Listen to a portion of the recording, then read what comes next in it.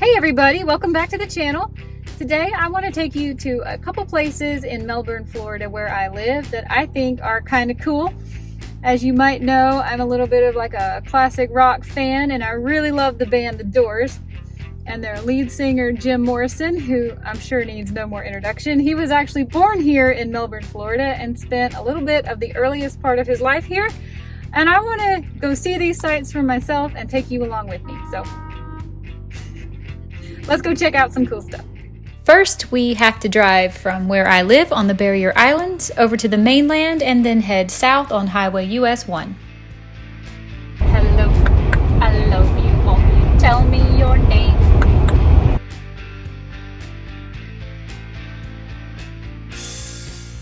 James Douglas Morrison was born on December 8, 1943, at what used to be known as the Brevard Hospital right here on Highway US 1.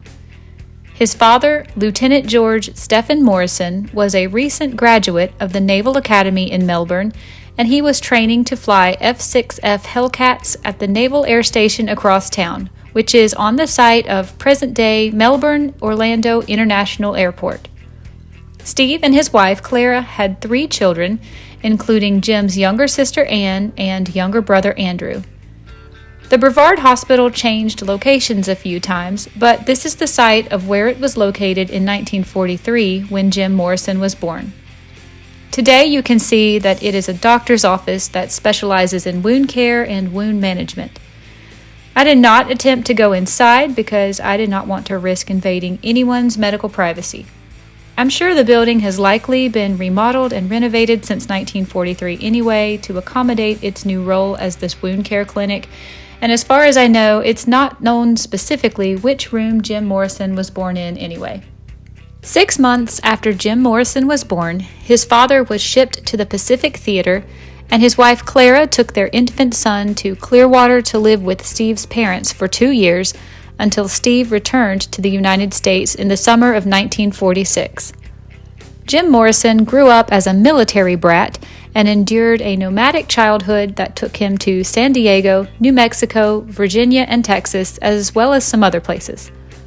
Morrison's early life was the typical semi-nomadic existence of most military families of the time, and his parents used the military tradition of dressing down, which consisted of yelling at and berating their children as punishment. As a teenager, Jim Morrison returned to Florida for a brief period, first living with his paternal grandparents in Clearwater and attending St. Petersburg Junior College.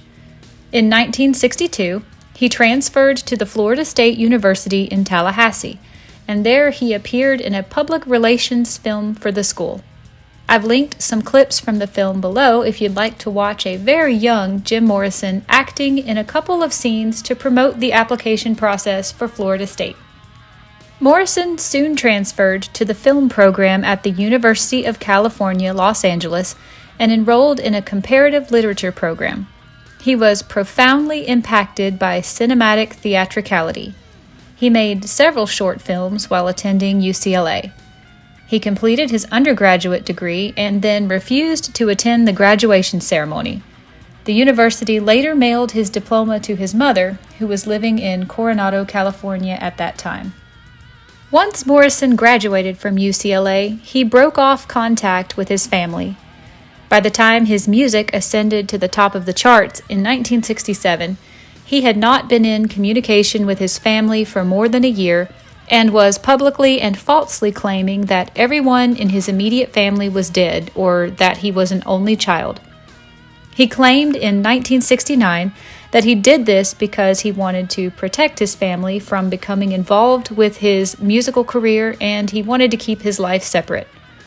His father was never supportive of his choice of a career in music, although he did express in a letter that he was proud of his son.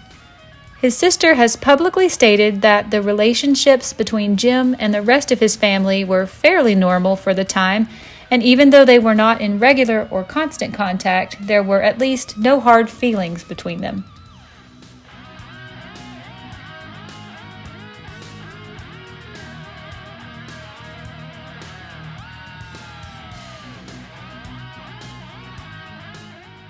I kind of can't help but wish that this was the building where Jim Morrison was born. I feel like it looks a lot more like a hospital, and it's a way cooler looking building than what has become the wound care clinic that you just saw. I also really appreciate the fact that they have a tribute to Jim Morrison, even though he was actually born across the parking lot. It's a really pretty one, and this was me attempting to get a thumbnail for you guys. After graduation, Morrison led a bohemian lifestyle, living on the rooftop of a building in Venice Beach, California, and surviving on canned beans and LSD. Morrison wrote the lyrics to many of his earliest songs, such as Moonlight Drive and Hello, I Love You, while living in Venice Beach.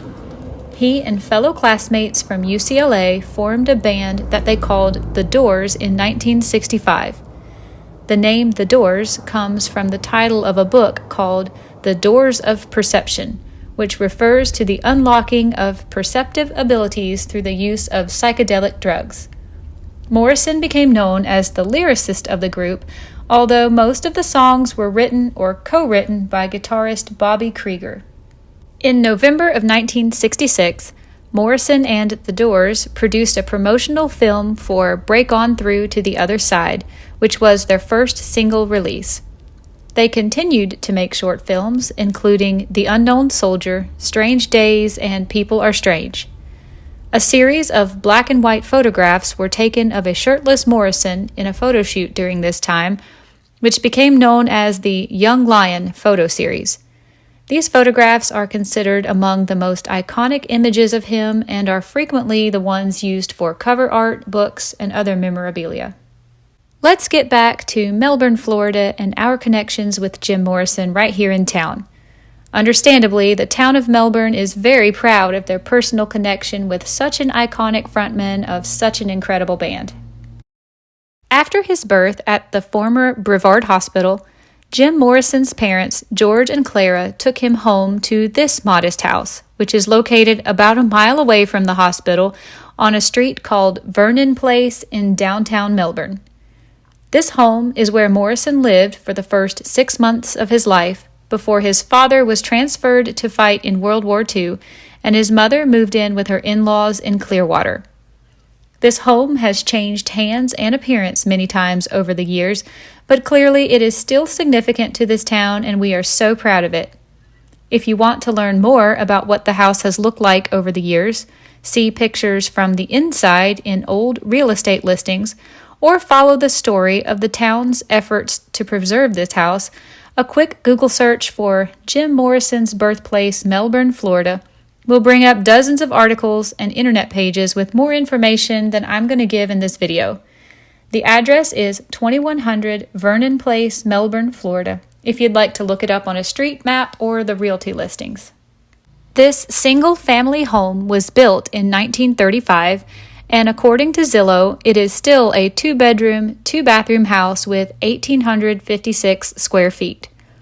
The description on Zillow reads simply, "Beautiful location, 1 block from Main Street in downtown historic Melbourne. Fenced yard with detached garage. Large backyard deck, palm trees surrounding backyard for privacy. Birthplace of Jim Morrison, Doors." This was most recently listed for sale in February of 2022 for $2.5 million and ultimately sold later that year for $1.9 million. The Zillow estimate on this house is a modest $318,000 as of the making of this video, but of course you cannot put a price on its significance to the right person with the ability to purchase it at its true value for its historical connection to such a legend as Jim Morrison. I really appreciate that whoever owns this home now, despite the no trespassing signs, understands that people will want to walk past and see this house and take photos, so he put all these huge photos of Jim Morrison in the windows for us to enjoy. I appreciate that.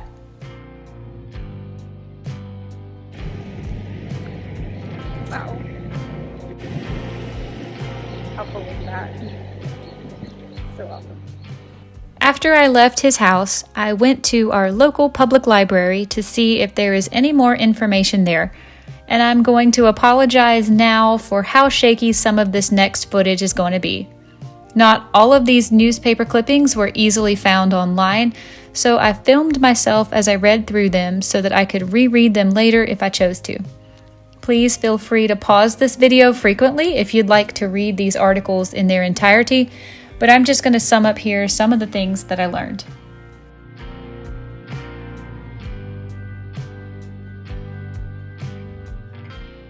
Jim Morrison's life was tragically cut short at the age of 27 when he died suddenly and unexpectedly in Paris, France. In his final days, Morrison had been living a quiet life in Paris with his longtime partner, Pamela Corson. They were living in upscale hotels and blending in with tourists around the usual hangouts in Paris.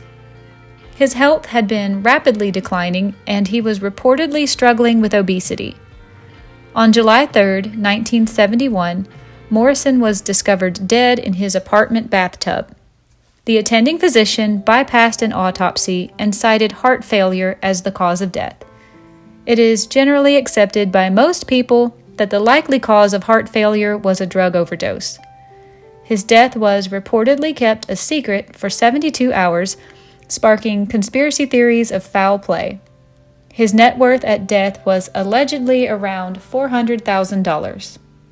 Morrison was laid to rest in the beautiful Père Lachaise Cemetery in Paris, France.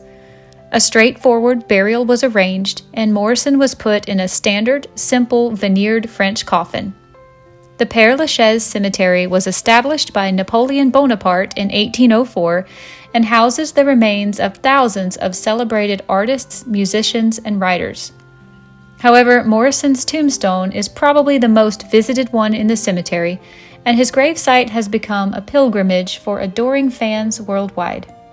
Controversy ensued after Morrison's death, and his gravesite itself has been a point of contention among his many fans for decades.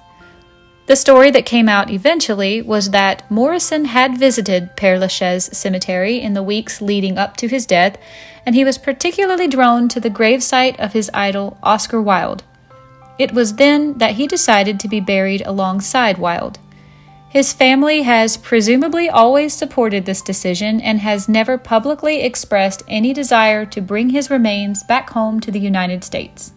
However, many people stateside wondered why his remains weren't returned to his family, and many others even advocated for his reinterment in Melbourne, Florida.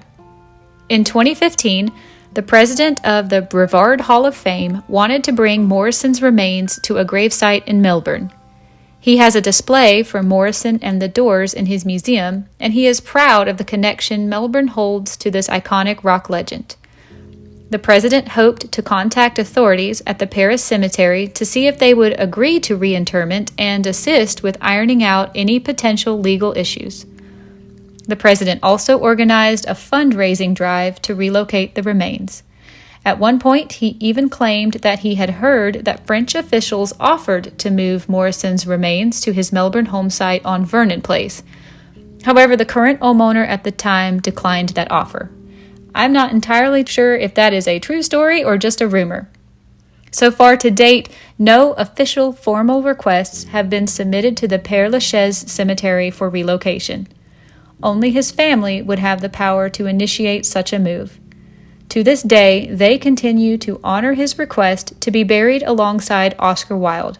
Frankly, I'm not sure exactly why Melbourne was on the table for his remains, simply because he was born here and spent brief periods of his childhood in other locations in Florida, and I stand by the decision his family has made to honor what they believe to be Jim's wishes for his final resting place. Anyone can visit his gravesite in Paris. There was no official marker until 1973.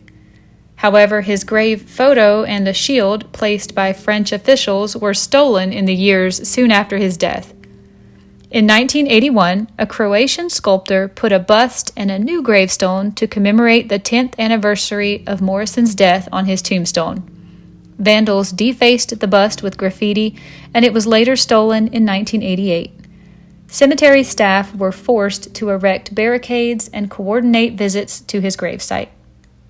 Okay, everybody, that is all that I know to tell you about Melbourne, Florida's connection with Jim Morrison.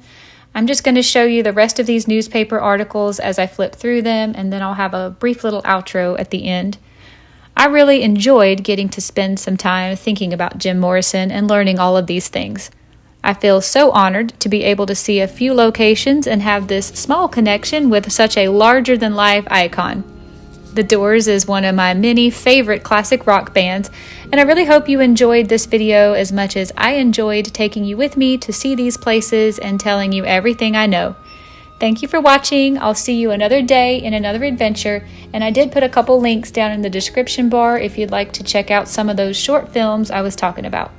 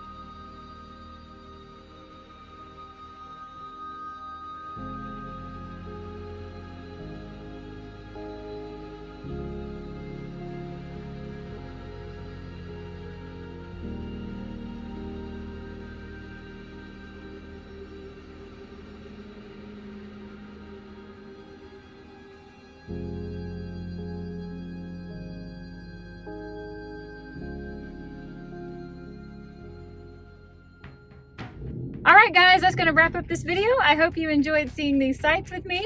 I've driven past them a couple times, but I've never actually gotten out of my car and taken the time to think and appreciate about where I am and the connection with one of my favorite bands here in Melbourne, Florida. I think that is so cool.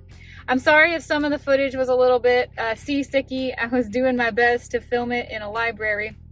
I thought maybe you could pause the video and read any of those articles if you want, and there's tons more information online also. I'll see you in another video another day, everybody. Goodbye.